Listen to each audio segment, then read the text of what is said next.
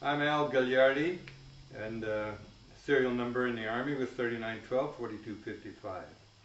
I first served in Kiska, Alaska as part of the 10th Mountain Division, and I was a member of the K Company 87th Mountain Infantry. I grew up in Gilroy, California, and graduated from Gilroy High School in 1942 at 18 years old, and shortly thereafter I was drafted in the Army in February of 43.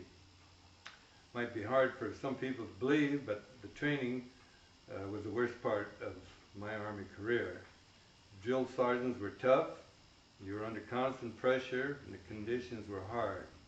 I was trained at Camp Roberts in San Miguel, California, and later was assigned to a unit that went first to Kiska, and then later to the Pacific Islands, and eventually at Iwo Jima, and then Okinawa. At which time I was a member of the 147th Infantry. I was a heavy machine gunner in that unit. I hated, why is he saying this? I hated this, serving in training in Camp Roberts because it was so close to my home. Many of my friends had a chance to go to other parts of the country, and I was stuck here. In training, they were constantly on us, up one side and down the other, and it was their way of making us a soldier. They might say it was kind of brainwashing to get us used to killing enemy soldiers. When I first arrived in Kiska, something I remembered my sergeant telling me in training was that you shall never volunteer for anything. The sergeant said, if I want to volunteer, I'll pick one. The day we landed in Kiska, our platoon sergeant needed 2 volunteers to protect the left flank, so he called George and I, and we moved out just as we were trained to do. There's no question at all. The next morning, the unit was out of water, and once again, the sergeant was confronted with a couple more volunteers. George and I thought we were safe, but he called out George and I, and the rest of the fellows thought that was great, that we should go. It was kind of dangerous because we had to go down this mountain, which was supposed to be enemy territory, and water.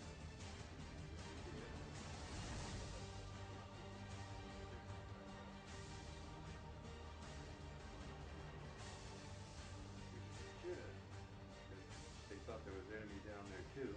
So we had a password which we gave to them, and after much ado we finally were able to get back into the lines. After Kiska, I went to South Pacific, and then we moved up to Iwo Jima with the 147th Infantry. And we were attached to the 5th Marine Division, and mainly we were there to do some of the mopping up, although we did encounter the enemy that was a little stronger than we thought. I had gone to the 147th as a replacement since I left the Mountain Division.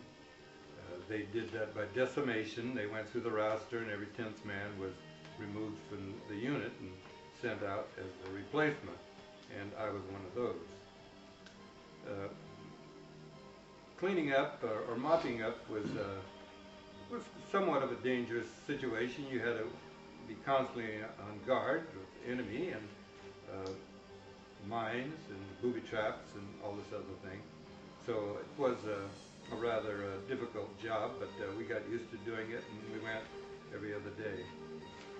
And after Iwo Jima, then I went to Okinawa.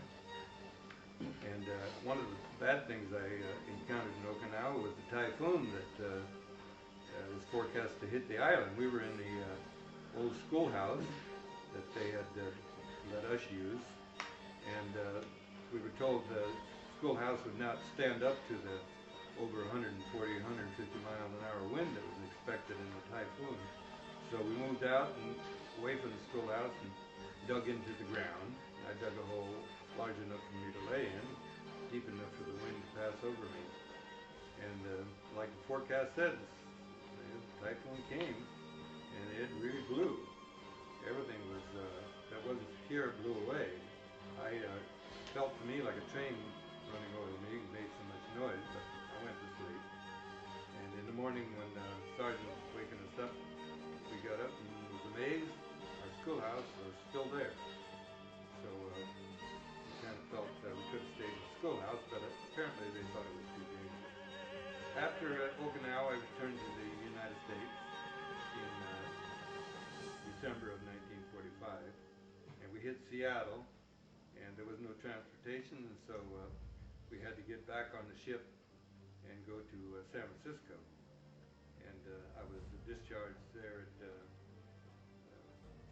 one of the Camp Beale in San Francisco. And finally I was given a bus ticket, a little bit of money, and eventually ended home where I left. After the war, like everybody else,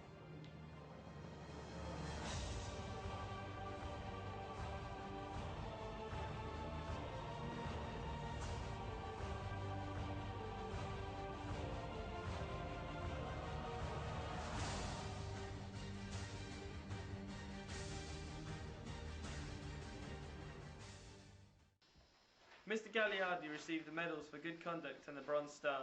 Al Gagliardi still lives in Gilroy to this day and has recently had his 84th birthday. He lives happily with his wife Betty and is enjoying every minute of his life fully.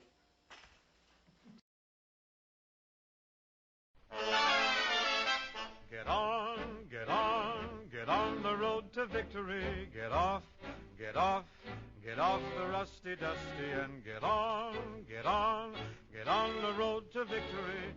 Buy another bond today. Get in, get in, get in your weekly envelope. Get out.